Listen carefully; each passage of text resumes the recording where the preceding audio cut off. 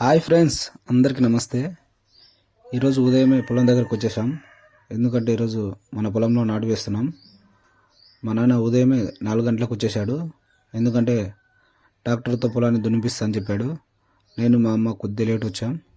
చూడండి, ఇంకా మంచి కూడా పోలేదు. ఇప్పుడిప్పుడే సూర్యుడు వస్తున్నాడు. ఒకసారి చూడండి ఎంత అద్భుతంగా ఉంటుందో. పచ్చని పొలాల మధ్యలో మంచు, సూర్యుడు చాలా అంటే చాలా అద్భుతంగా ఉంటుంది.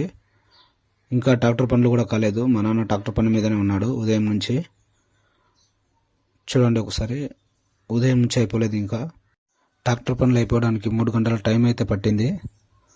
అప్పటి వరకు ఖాళీగా ఎందుకు ఉండాలనేసి నేను మా అమ్మ నార్పికడం అయితే జరిగింది. నేను కూడా మొక్కి పొలంలోకి వెళ్ళాను.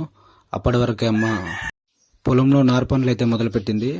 అమ్మకు సాయంగా నేను కూడా వెళ్ళాను. చూడండి, అమ్మ ఒక్కతే కష్టపడుతుందనేసి కాసేపు సహాయం చేద్దామని వెళ్ళాను. అమ్మ ఉండి ఈ పీక్నరానంతా తీసుకెళ్ళి గుంటికి పరచని చెప్పింది. సరే అమ్మ, నువ్వు చెప్పినట్లే చేశాననేసి ఆ పీక్నరా మొత్తం తీసుకెళ్ళి ఒడ్డుపై వేశాను. ఎందుకంటే అలాగే వాటర్తో ఉంటే గంప బరువు అవుతుంది, చాలా ఇబ్బంది అవుతుంది అనేసి అమ్మ అంది. అందుకనే తీసుకెళ్ళి కొద్దిగా నాటు తీసుకెళ్ళి ఒడ్డుపై వేశాను. అక్కడ నుండి వాటర్ మొత్తం వెళ్ళాక గంపలో తీసుకెళ్ళి పొలానికి పరచు అని చెప్పింది.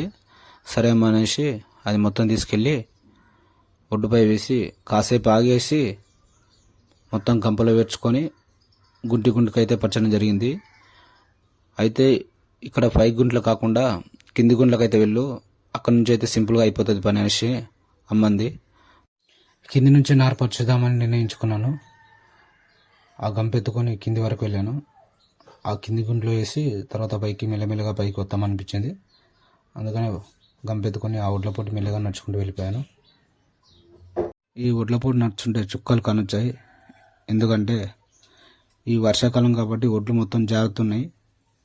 అలాగే మెల్లగా అడుగు నుంచి అడుగు వేసుకుంటూ కింది వరకు వెళ్ళాను. ఆ ఒడ్లపై నడిచేటప్పుడు 2-3 సార్లు జారి కూడా పడ్డాను. అది ఈ వీడియోలో చూపించలేదు, ఎందుకంటే చూపిస్తే బాగుండదు అనేసి. అలా కిందనో పైన పడుకుంటా కింది వరకు వెళ్ళాను. ఇంకా గంప దింపుకొని నారు పరచడం అయితే జరిగింది. ఆ నారు గుంటి నుంచి చివరి వరకు తీసుకెళ్ళడంలో చాలా కష్టమైంది. ఎందుకంటే అప్పుడే దున్నిపించిన భూమి కదా, కాళ్ళు దిగబడుతున్నాయి. ఇలా అయితే చాలా కష్టమవుతుందని చెప్పేసి ఒక చీర తీసుకొని చీరలో మొత్తం నారు మొత్తం పరుచుకొని గుంజడం అయితే స్టార్ట్ చేశాను. దీనివల్ల పని సులభం అవుతుంది, కష్టం కూడా ఎక్కువ ఉండదు. అందుకనేసి నారు కూడా ఎక్కువ వెళ్తుంది. అందుకనే రైతన్నలు ఎక్కువగా ఈ పద్ధతిని పాటిస్తారు.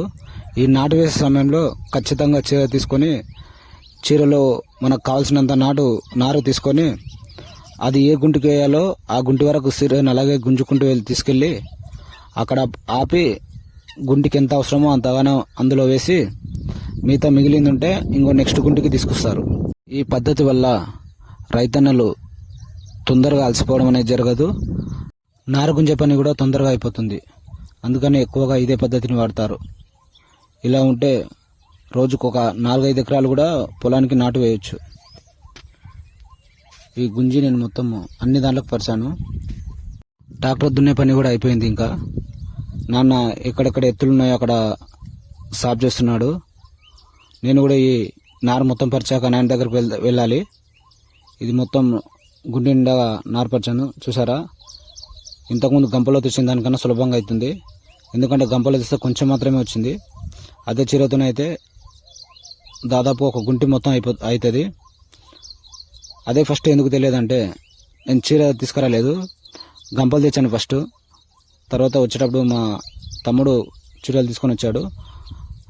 ఖాళీగా ఉండడం ఎందుకని ఫస్ట్ గంపలతో మోసాను. చీరలు తెచ్చాక చీరతో మొత్తం గుంటి మొత్తం పరిచాను. ఇంకా ఇది అయిపోయినాక నెక్స్ట్ నాన్నతో వెళ్ళాలి. ఎందుకంటే మొత్తము ఎక్కడెక్కడ గుంట్లు ఎత్తుకున్నాయో మొత్తం సాఫ్ చేయాలి. ఎందుకంటే వాటర్ ఒకే సైడ్ అవుతుంది, సమానం చేయకపోతే ఎక్కడ కిందికి ఉంటుందో అక్కడ సైడ్ అవుతుంది, పైన సైడ్ వాటర్ ఉండవు. దానివల్ల పంట దిగుబడి అనేది తక్కువ వస్తుంది. కాబట్టి గుంటి మొత్తం సాఫ్గా చేయాలి. దానివల్ల వాటర్ అనేది సమానంగా అవుతుంది, ప్రతి మొక్కకు నీళ్లు అందుతాయి. దానివల్ల పంట దిగుబడి కూడా బాగా పెరుగుతుంది. అందుకని రైతులు ఖచ్చితంగా దున్నినాక గుంటి మొత్తం సాఫ్ చేయించుకుంటారు. ఇంకా నాటు వేయడానికి కూలీలు కూడా వచ్చారు. పొద్దుంచి సాయంత్రం వరకు బాగా కష్టపడ్డారు. ఇక్కడైతే ఒక విషయం నాకు చాలా మంచిగా అనిపించింది. మధ్యాహ్నం ఒకే దగ్గర కూర్చొని భోజనం చేస్తూ మాట్లాడుకోవడం చాలా మంచిగా అనిపించింది. ఇంకా ఉదయం నుంచి సాయంత్రం వరకు కష్టపడి ఇంటికి వెళ్ళడం అయితే జరిగింది. Okay friends, subscribe my channel.